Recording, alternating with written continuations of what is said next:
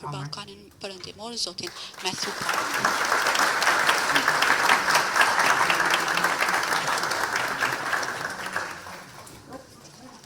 Thanks very much. Ju faleminderit shumë. Very pleased to be back in Na ju Pristina. jam shumë mirë që jam Such a sërish në vibrant city. Prishtinë. Talented young people starting new enterprises, not waiting, but investing in their future. This is a place of new growth and new construction, building on a legacy of tradition and history. As a younger Foreign Service officer based in Belgrade a quarter century ago, I was a regular visitor to this city, meeting with Dr. Rugova and other leading thinkers, brave people in the Kosovo-Albanian community who were resisting the Të komunitetit shtatë të Kosovës që I bënin ballë ndjekjeve të regjimit të Slobodan Miloševićit duke rrezikuar mirëqenien e tyre dhe të fëmijëve. Amidst the enormous challenges, hardships, and suffering, I saw hope and promise.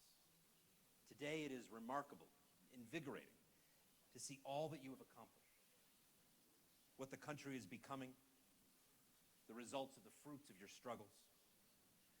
Kosovo's dynamism reflects a population that is still working hard for its future, for improvements in their lives, for democracy, a democracy that truly works for its citizens, for a society that can secure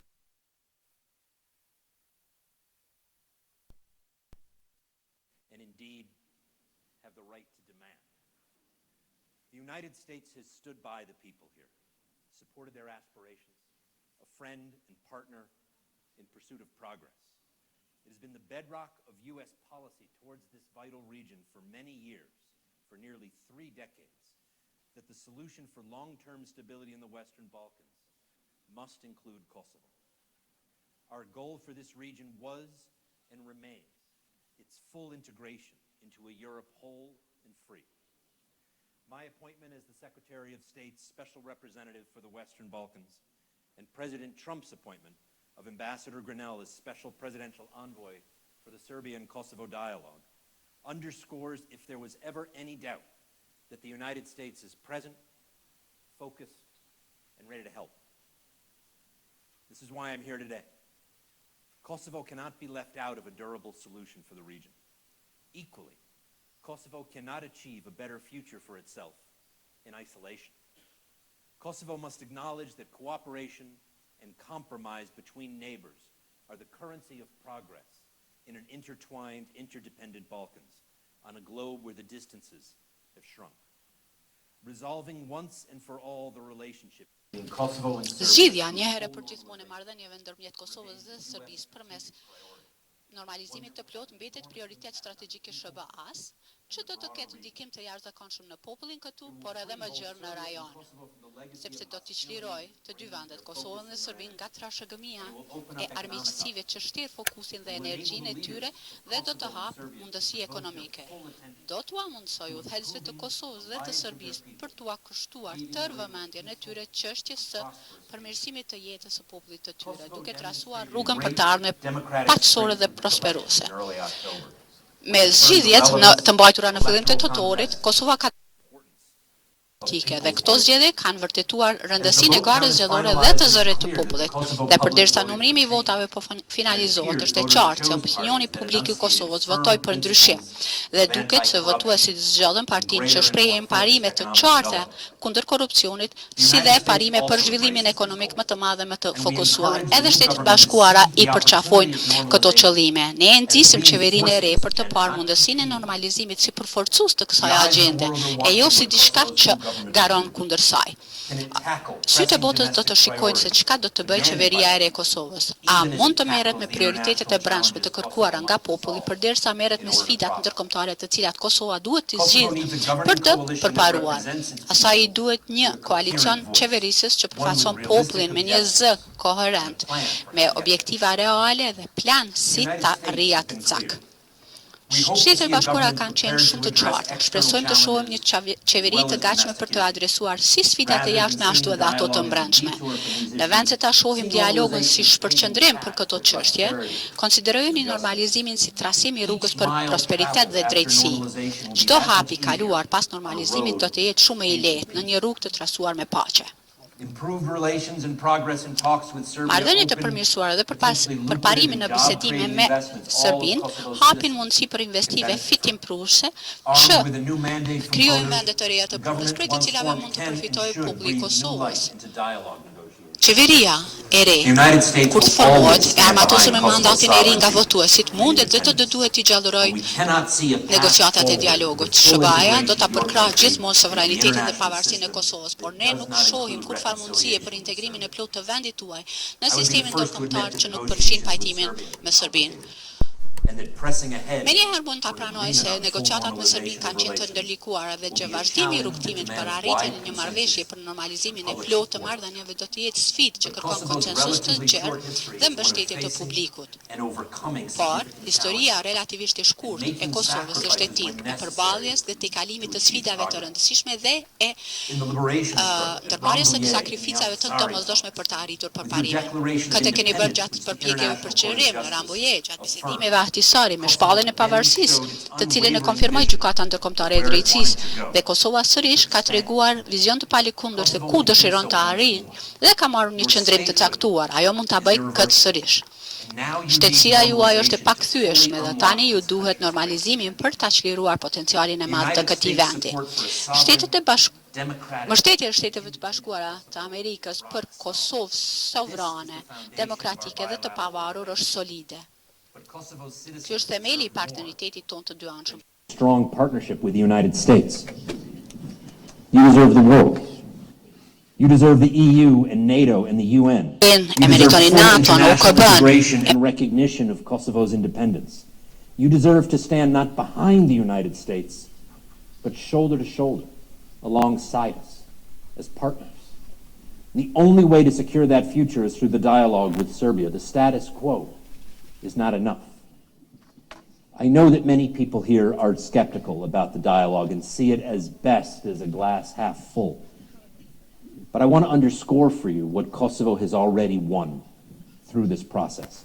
From its outset, the very foundation of the dialogue has been that Kosovo negotiated as its own state, as an equal across the table, representing itself and its own best interests. The dialogue made it possible to put flesh on the bones of the EU's 2003 Thessaloniki Declaration with a real, structured, contractual arrangement with the European Union, despite 5 non-recognizers that muddle the Union's stance on Kosovo. The dialogue paved the way for the Western Balkans 5 to become the Western Balkans 6, with Kosovo as an equal participant, including in the Berlin process. The 2013 First Agreement dismantled key parallel organizations on your territory. Kosovo institutions are the only acceptable ones on your territory by agreement with Serbia. No separate courts. The dialogue reaffirmed Kosovo law as the rule of law throughout the country.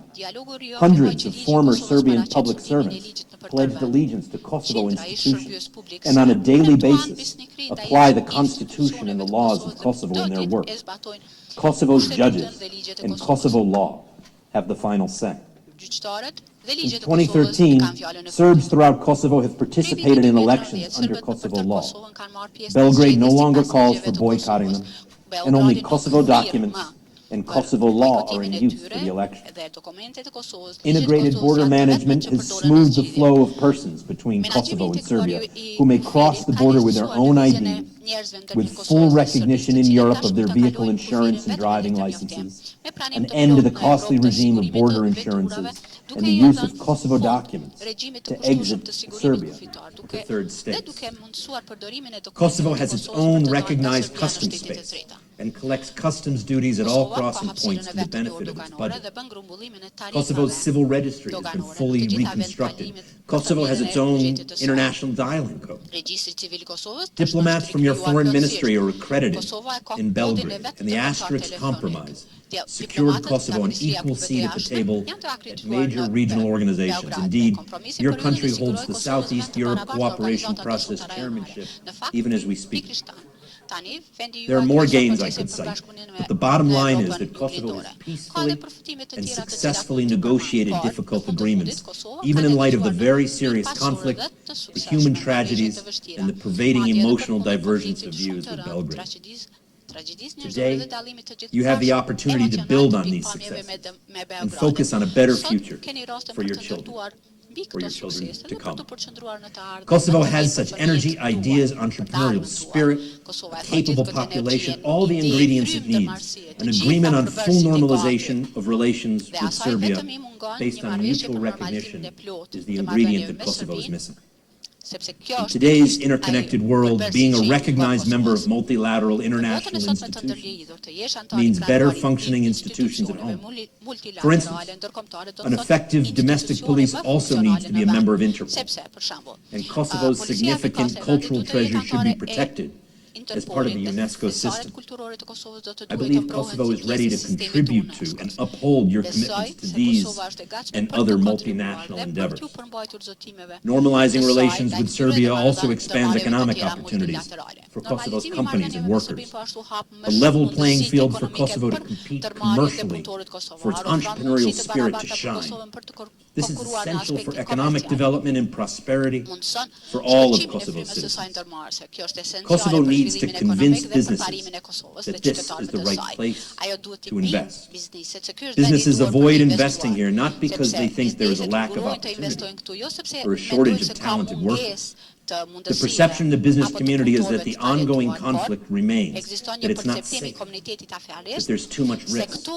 vazhdon të If ketë konflikt, businesses se see nuk është vendi progress and sigurt, see se an rreziku operating është shumë i environment madh. characterized E nëse by rule of bizneset law and shohin good për governance, mjedis they will want to operativ të get in here and get karakterizuar in me early. sundim të ligjit dhe The qeverisjet world e is filled with mirë, ata countries do that të have duan political që të disagreements with vinë their këtu neighbors. sa më herët që është But e when mundshme. businesses are able Bota to është e engage mundur freely, me vendet when që kanë mos people pajtime and goods are politike me able fqinjtë to e move tyre. unencumbered, Por kur there is bizneset mund të angazhohen prosperity, lirëshëm, and njerëzit e prosperity mallrat mund të helps lëvizin secure pa the peace. pengesa, aty ka prosperitet. The talks have lacked Prosperiteti transparency ndihmon at times, sigurimin e and paqes. people are rightly hungry for change, rightly concerned with bread and butter issues like corruption and jobs.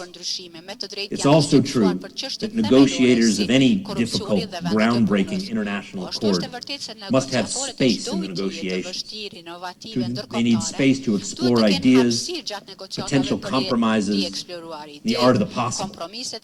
They need to be able to do this without penalty for trying, without penalty for taking risks. The concern of some, and perhaps desire of some others, was that the United States would try to impose a solution on Serbia and Kosovo. We cannot and will not do so.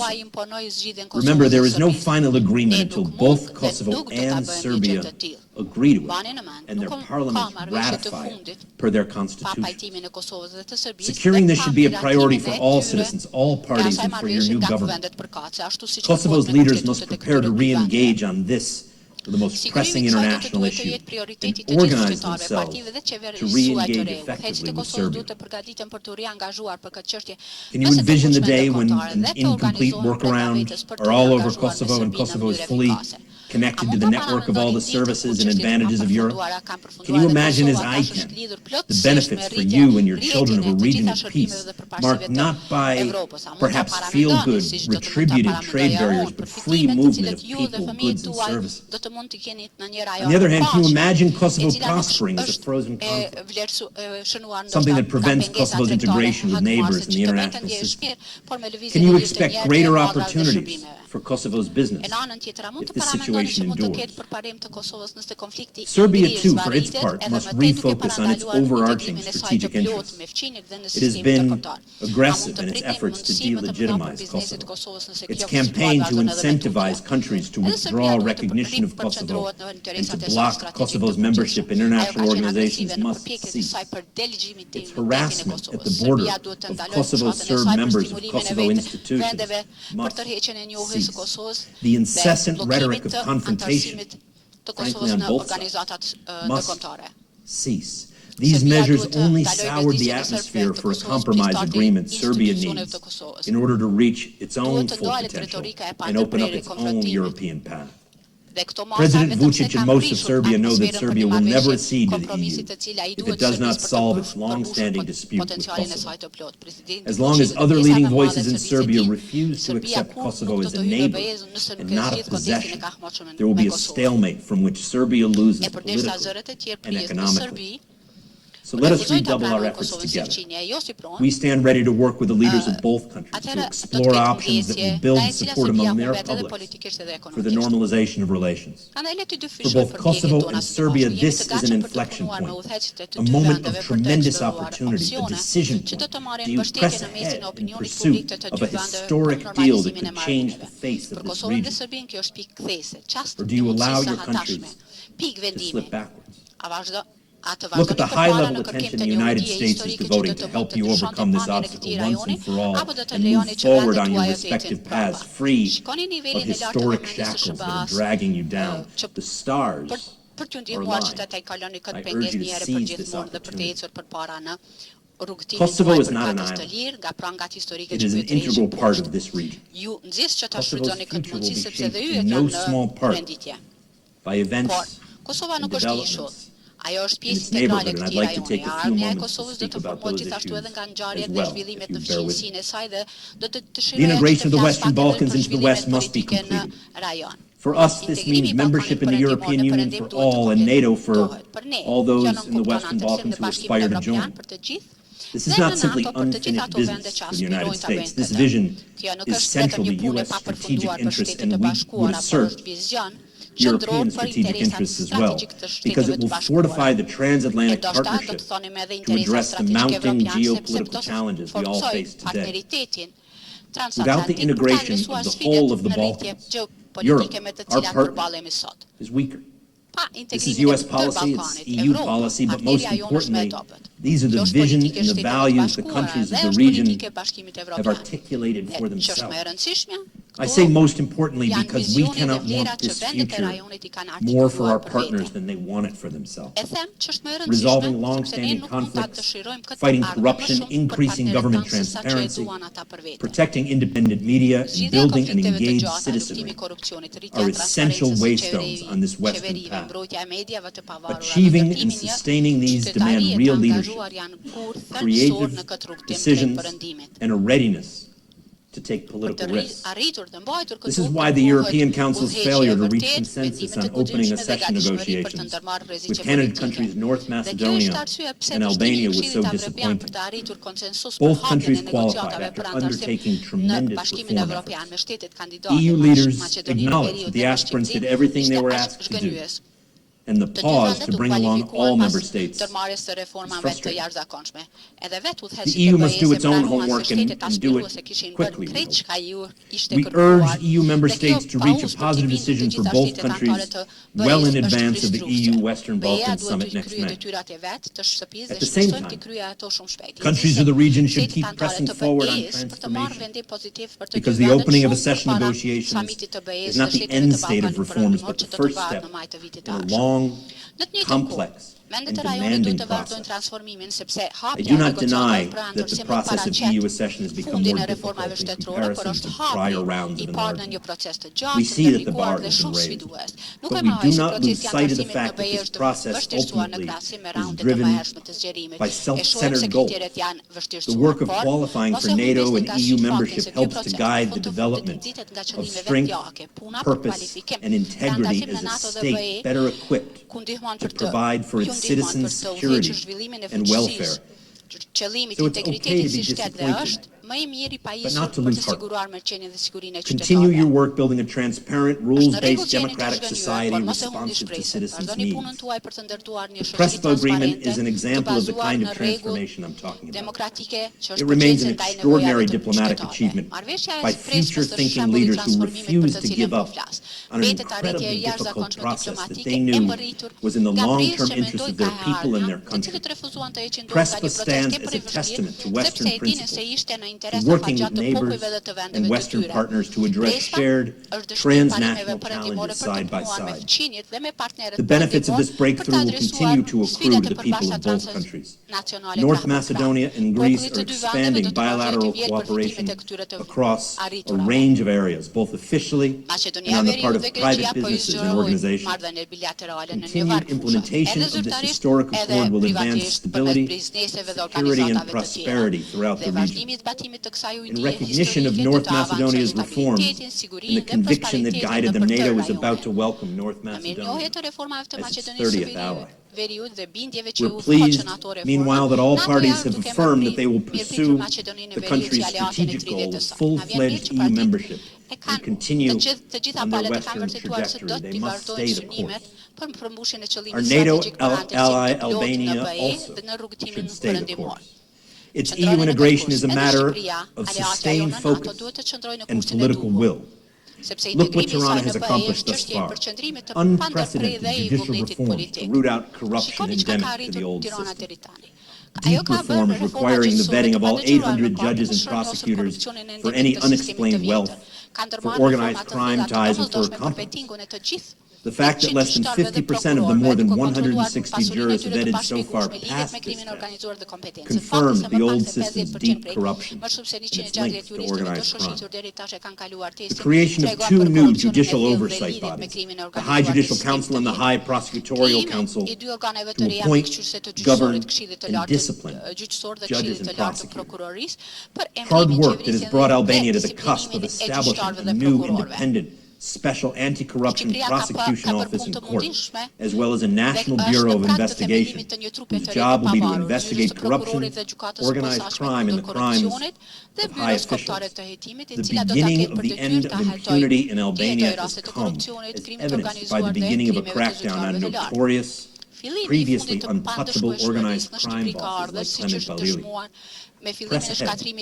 This means continued progress on judicial reform, re-establishment of a quorum of vetted judges in the Constitutional Court, and the adoption of long overdue electoral reform. The people of Albania demand serious and lasting progress against corruption and organized crime, and political and judicial institutions that function properly, fairly, effectively, and transparently. They have a right to this. This is why political and party leaders must, under their own power, resolve the manufactured political impasse that threatens to hinder Albania's path forward. A brief word to Albania's out-of-parliament opposition. A role for you exists. Take it. Boycott has not brought you greater political power. It did not and cannot force early elections. So seize the opportunity to advocate and negotiate in good faith for the electoral reforms you seek. The international community is prepared to facilitate a serious effort. Then you can take what could be real accomplishments to the people to decide democratically through a fair electoral process the direction they want their country to go. We also want to see a peaceful, stable, prosperous Bosnia and Herzegovina moving forward. Nearly 24 years after Dayton, the United States remains committed to Bosnia and Herzegovina's territorial integrity and sovereignty, and to helping it advance reforms necessary to reach its Euro-Atlantic goal, including its election law. This does not mean abandoning the Dayton Accords. It does mean reforming Bosnia and Herzegovina's institutions so they work for the people. It does mean ensuring integrity of the judicial system, stronger rule of law, and transparent governance. In line with this evolution, we encourage Bosnia and Herzegovina to strengthen its cooperation with NATO. The submission of a reform program document to NATO does not prejudge a decision on membership. Membership can be considered if desired at a later date, upon the invitation of the alliance to join. However, in a pattern all too familiar in Bosnia and Herzegovina, infighting among leaders diverts energies from real progress that actually benefits the people. Bosnia and Herzegovina needs political and party heads prepared to make hard choices and reach compromises on matters of national interest. The United States is disappointed with the leaders of Bosnia and Herzegovina on all sides at the state and entity levels. They're parochial, nationalist, and focused first and foremost on feathering their own nest. I hold out hope nevertheless. There is an emerging generation of political leaders at the municipal and cantonal level, including in Sarajevo Canton, who appear committed to cooperation between and among parties and to developing creative solutions to the problems that the people face every day. With their attitude, Bosnia and Herzegovina can succeed, and we are ready to work with them. While the path to Western integration is steep and rocky, one need look no further than to Montenegro to see the great strides taken over the past 13 years have paid off. Despite the malicious interference of Russia and its abortive attempt to instigate a coup in 2016 to overturn the democratic will of Montenegro's people, Montenegro acceded to NATO in June 2017, and the country has become a net contributor to global security. Its soldiers serve side by side with ours in Afghanistan, Latvia, and here in Kosovo, and we welcome Montenegro's commitment to send troops to Iraq by year's end. As a result of this focus and hard work, Montenegro is stronger, NATO is stronger, and the transatlantic alliance is stronger.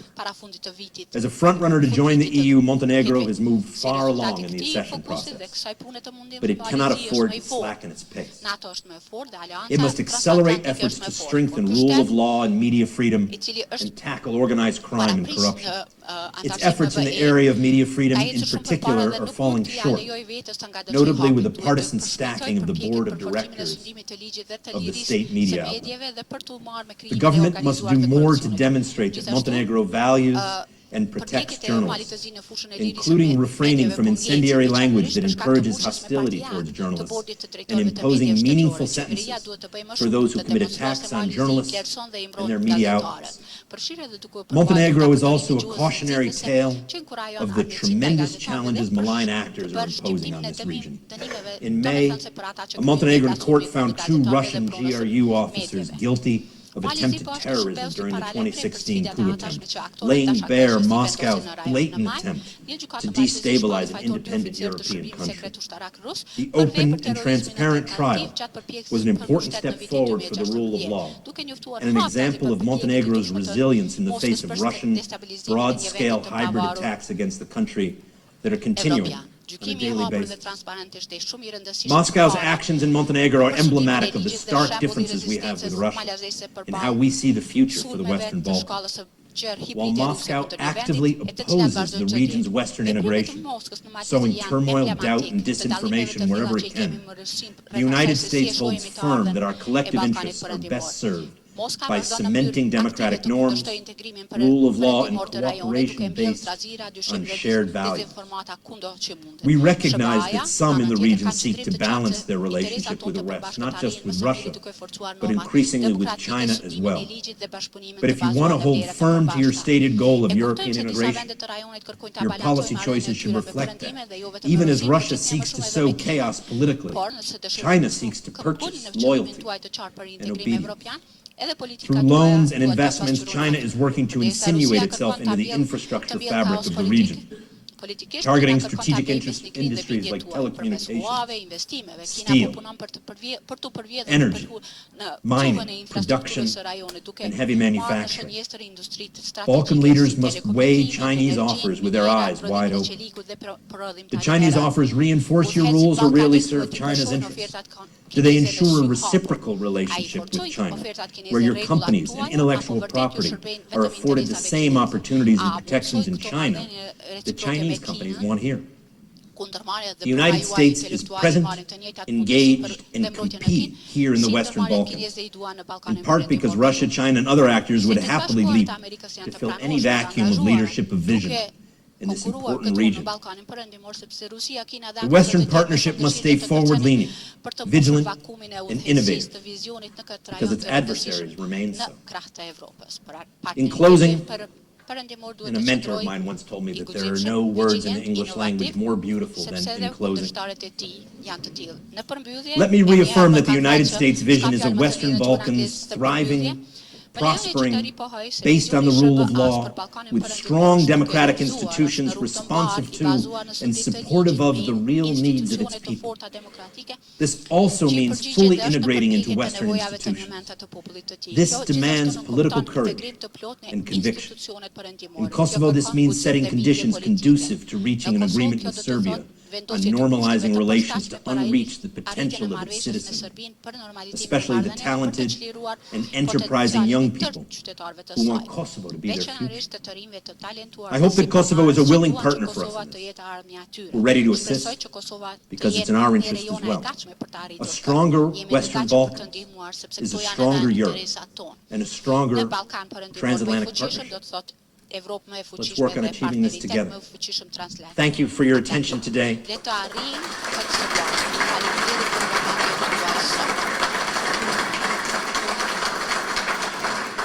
Really grateful for the opportunity to be here, and I look forward to answering any questions that you might have. I think this is so that I can understand. Yeah, why don't we start right here with this gentleman.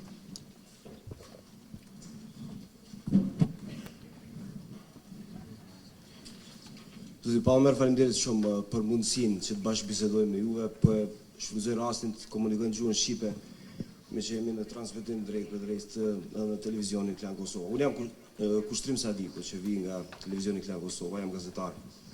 Dhe desha të falenderoj fillimisht juve personalisht, por edhe gjithë administratën e Shtetit të Bashkuara të Amerikës për ndihmësën e vazhdueshme që ja ka dhënë popullit të Kosovës. Pyetja ime është e ndërlidhur me procesin më të rëndësishëm që është aktualisht, procesi I dialogut ndërmjet Kosovës dhe Serbisë. A ekziston një kornizë kohore, ose një kufizim kohor, që Shtetet e Bashkuara të Amerikës e shohin në kuadër të marrëveshjes ndërmjet Kosovës dhe Serbisë? Dhe janë Shtetet e Bashkuara të Amerikës garanci për një marrëveshje ndërmjet Kosovës dhe Serbisë? Sidomos duke ditur që për korrigjimin e kufive, opsionin e mundshëm, që nuk e ka hedhur poshtë as Shtetet e Bashkuara të Amerikës, nuk ka patur një konsensus ndërmjet SBA-s, por edhe partnerëve që vinë nga Bashkimi Evropian. Ju faleminderit shumë. Sure. See, you know, I wanted to get questions from a civilian. I picked a journalist. Serves me right. No, thank you for that question. It's really not up to the United States to determine the frame or the timeline. It's up to the parties, right? So there is an agreed mechanism for engagement. The EU facilitated dialogue that the United States has strongly and consistently supported, and I laid out for you in my speech many of the advantages that have accrued to Kosovo through participation in that process. In terms of what the frame is, who's negotiating, that's up to Kosovo to decide who represents it in this process. In terms of the timeline, we feel a sense of urgency. I believe the parties feel a sense of urgency. Ambassador Grenell made clear that his engagement is aimed at achieving progress, including in particular on the business and commercial side of things, on an urgent, expedited basis. Right now, you have the full time and attention of the United States government at the highest levels. You have me as the special representative for the Western Balkans on behalf of Secretary Pompeo in the Department of State. You have Ambassador Grenell as the President's special presidential envoy specific to the Serbia-Kosovo dialogue. That is a lot of time and attention. So are we committed to this process? Yes. Our engagement and support doesn't end on the day of an agreement. Right? So we want Pristina and Belgrade to get to, yes, we want them to get to an agreement that constitutes the full normalization of the relationship. The day after that, we're still here, and we are here as Kosovo's partner, and friend, and ally, and supporter. So in that sense, yes, we are here to ensure that what is agreed is implemented. There will be an international frame that supports this agreement, and Kosovo can enter into this dialogue with confidence. More questions? Right there. Let's see if I picked a journalist again. I'm 2 for 2. Përshëndetje, unë jam Ëndrënida Shalja, jam studente në departamentin e Yay for students. Oh shoot. I was doing so well. Desha t'ju pyes në lidhje, a keni unitet ndërmjet Shtëpisë së Bardhë dhe Departamentit të Shtetit? Për arsye se ne siç e pam, Departamenti I Shtetit ju caktoi juve për çështjen e dialogut ndërmjet Kosovës dhe Serbisë për Ballkanin Perëndimor, ndërsa presidenti Trump e caktoi ambasadorin e Shteteve të Bashkuara të Amerikës në Gjermani në lidhje me këtë çështje. Yeah. First of all, I think you should get an A in your journalism class. That's...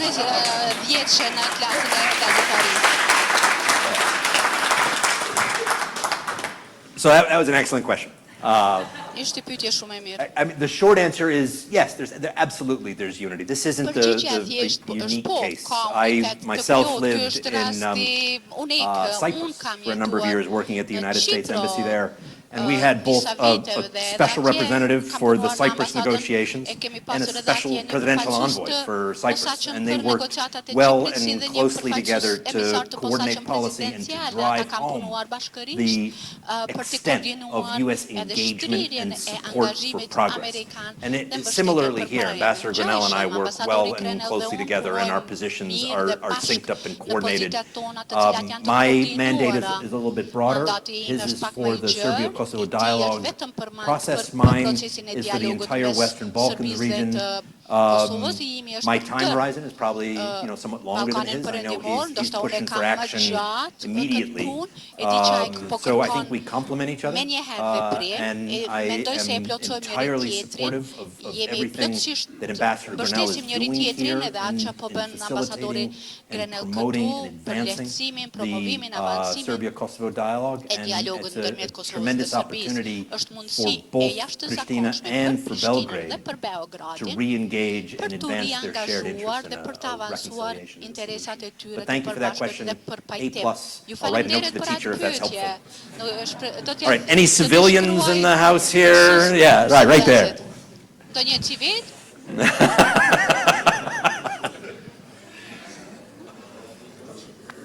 Thank you, Mr. Powell. I believe you are good at picking up journalists all week. Oh, no, I got another one. Grab microphones, you know what to do it. So once again, thank you. I appreciate what you have to say. So kind of follow-up questions to what my colleagues were trying to ask you. First of all, because we have the Ambassador Grinnell as a special representative of Trump administration, so can we say that maybe some deadline is expected to have on the dialogue between Kosovo and Serbia until the end of this mandate of President Trump?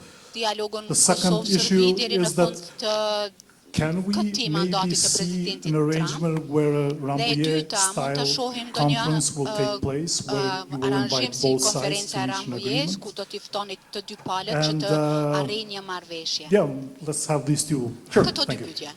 You know, the answer to the first one is as early as possible, right? Yes, we feel a sense of urgency that every day that goes by without a solution is a day wasted. That unlocking the full potential of both countries requires normalization, requires reconciliation. So yes, we feel a sense of urgency. I'm not going to give you a particular time frame on this, other than a sense that we would like things to move forward quickly on an urgent basis, with a sense that there is something significant to be achieved through success.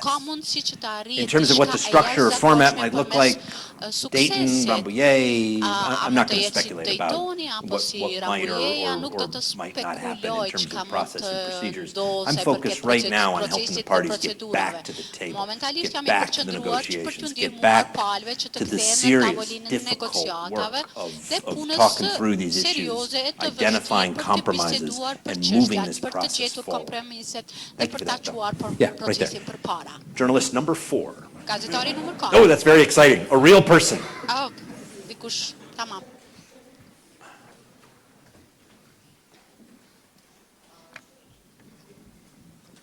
Faleminderit shumë.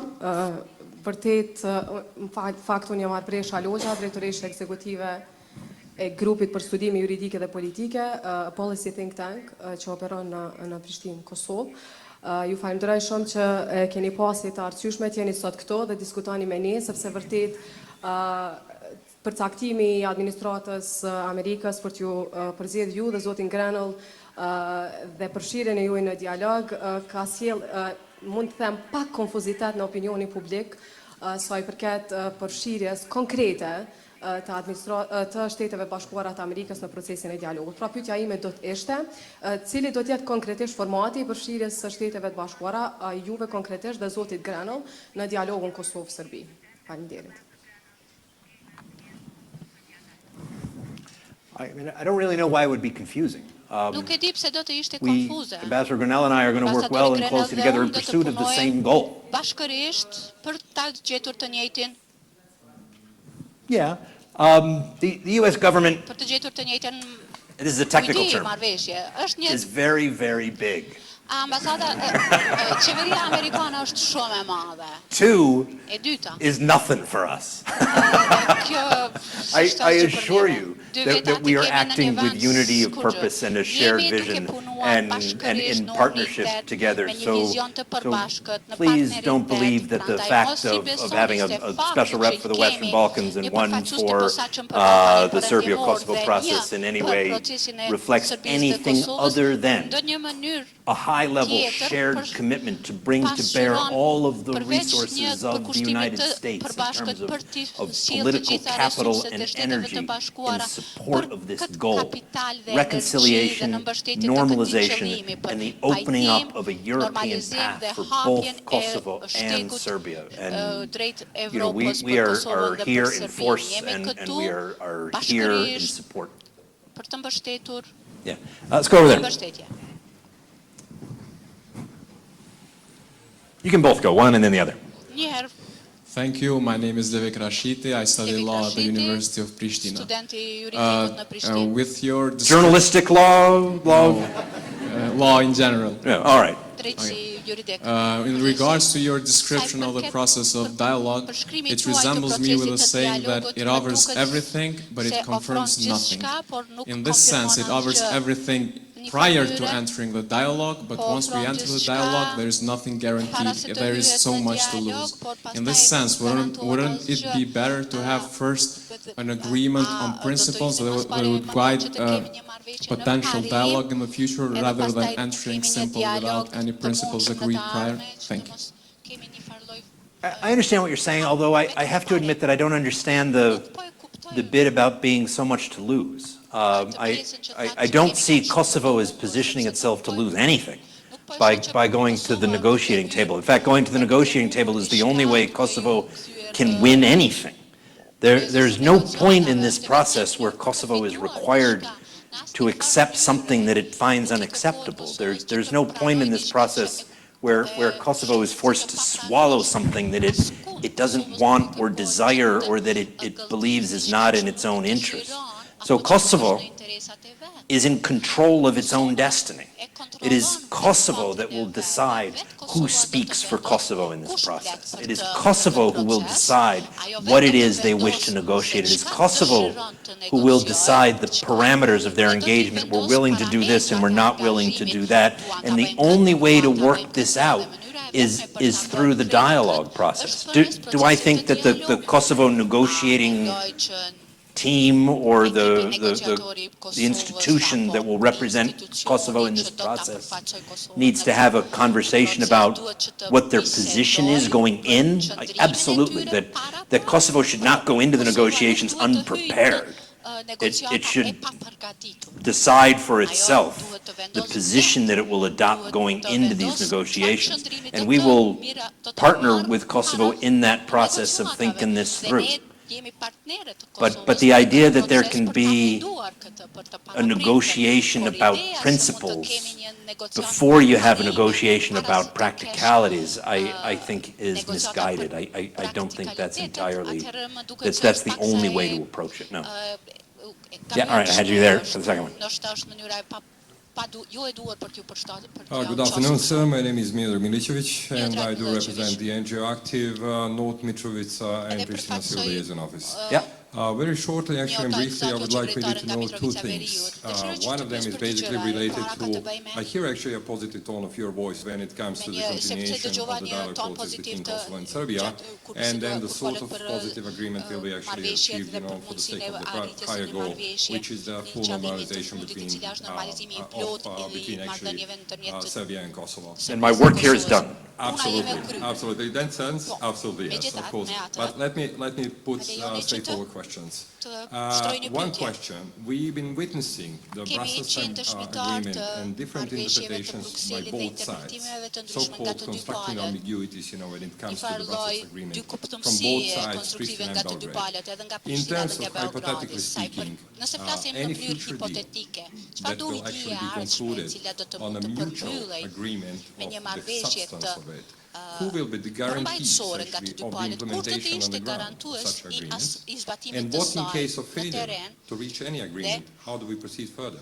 What do you think actually, from your point of view, on both questions? Thank you very much. Ultimately, that's something that the parties should be talking about in the negotiations, right? I mean, this should be one of the things that needs to be talked through is if we have an agreement in which party A agrees to do X, Y, and Z, and party B agrees to do 1, 2, and 3, what is the mechanism by which both parties can be assured that they're going to get what it is that they negotiated for? And that is something I think that will need to be talked about at the table. I can't tell you what it is now because I don't know what it is that's going to be agreed. So it's very speculative and very hypothetical and therefore destructive for me to try and predict, what's going to happen down the road.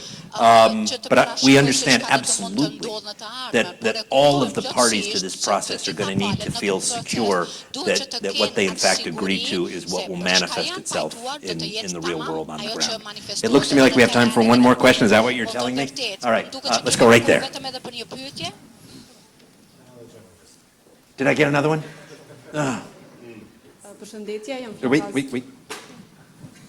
Jam Flaka Zogu, studente e gazarisë në Universitetin e Prishtinës. Kam një pyetje për ju, cilat janë pritjet e juaja nga kryeministri i ardhshëm Albin Kurti, i cili më parë ka qenë kundër dialogut Kosovë-Serbi, ndërsa tash thotë që duhet të ketë një dialog përndryshe që parasheh rishikimin e marrëveshjeve paraprake. Dhe pyetja e dytë është se pse nuk e takuat Kurti.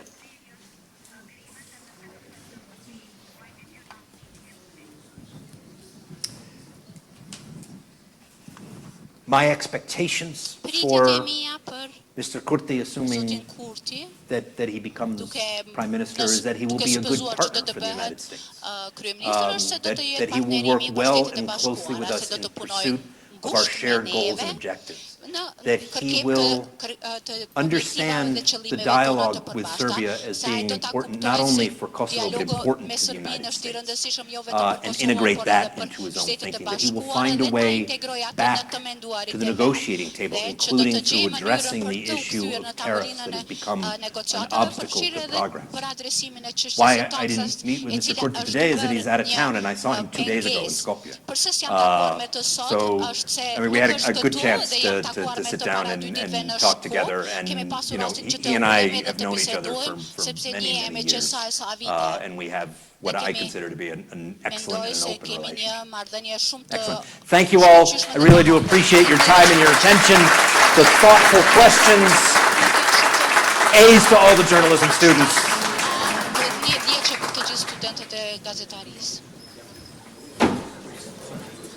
Thank you. D-mic me.